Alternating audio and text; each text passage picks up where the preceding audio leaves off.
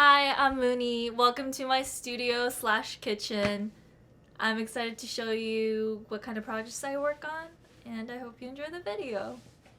So one of the projects I'm working on currently is Cafe Forsaken, which is a nonprofit project that I'm working on. And one of the more important things that we do within Cafe Forsaken is make meals and drop them off to community centers so that they can distribute those meals to people who need them.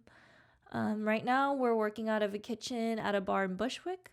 And, due to COVID regulations, sometimes it's tight. Sometimes you don't have any people that can really help. Since it's also winter time, we don't get a lot of ingredients, but, we always make meals. We always make do. So one of the first things that I do when I come into the kitchen, as you can see, I'm wearing a mask. We go ahead and sort through what ingredients we've had donated from us from local farmers and produce distributors. One thing that we like to keep on hand at all times is rice. So as you can see, Jose, who's helping me with this meal drop, is washing the rice. We do about one full 25-pound bag of rice for each meal drop, and that tends to feed about 100 people. Slowly washing the rice. And some of the ingredients that we had on hand for this meal drop were butternut squash and then purple potatoes. And we decided what meal we're going to make with whatever ingredients we have donated to us. So we decided to make turmeric rice with butternut squash steamed with it, and then some soy braised potatoes. And as soon as we're done cooking, we kind of line all the boxes up, start filling up the boxes with all the food. There they are. They're so pretty. We like to make sure that people can feast with their eyes as well as their palate, And then line up all the boxes. We package them all up so that they're easy to transport. And then as soon as we're done loading them into the boxes, we can go ahead and, put them in the car.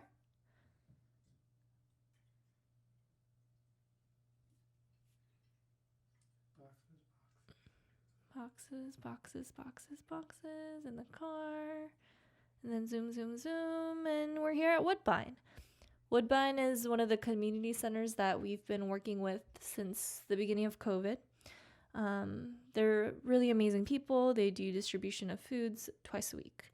And now transition to making the cake. I made a gluten-free cake, and I decided to put some apricot preserves in the middle, and I made some buttercream. Put some buttercream in the middle as well.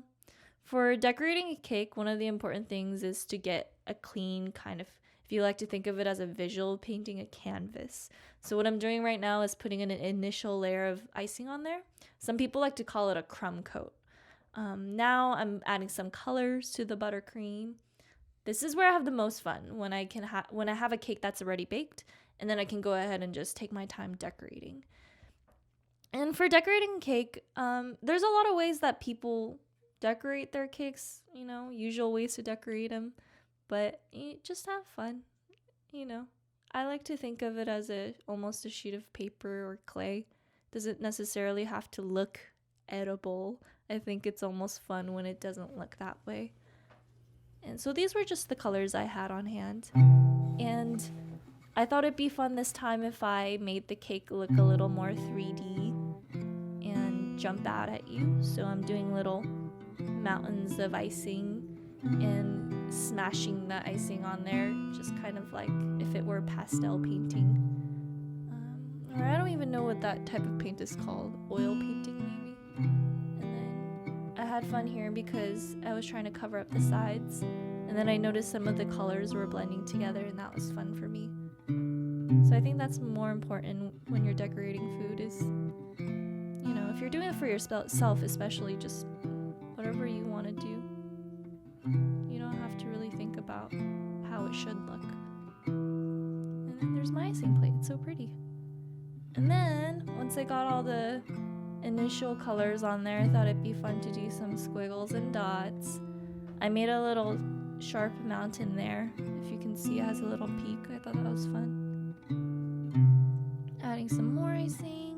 Oh, and then I realized earlier in the night I had wanted to make angel wings on my cake. that I had forgotten about, but at this point I remembered, and I thought it'd be fun to go absolute maximal. So then I started piping on angel wings. And I really like how that turned out because it looks almost creepy, but cute at the same time. The spikes look really kind of wacko, which I enjoy. And now we're cutting into it. Moment of truth. There's not a lot of filling, so it's gonna be anticlimactic, but yay, it's a cake.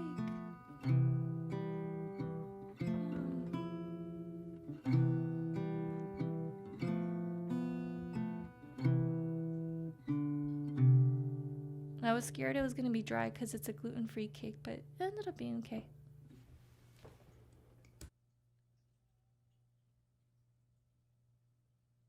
Some Ken Burns shots of the cake for you to enjoy. Flash photography. And then, it's been snowing a lot in New York, so I haven't been doing much else, but I'm mostly inside with my cat, with my 3 cats actually. This is one of them, Wednesday. They like to hang out with me when I cook as well. And then, at home we like to cook and, bonk around in the kitchen, record some noises, make breakfast, and that's about it. Thank you guys for watching. I hope you had a good time. Okay, thank you. Bye.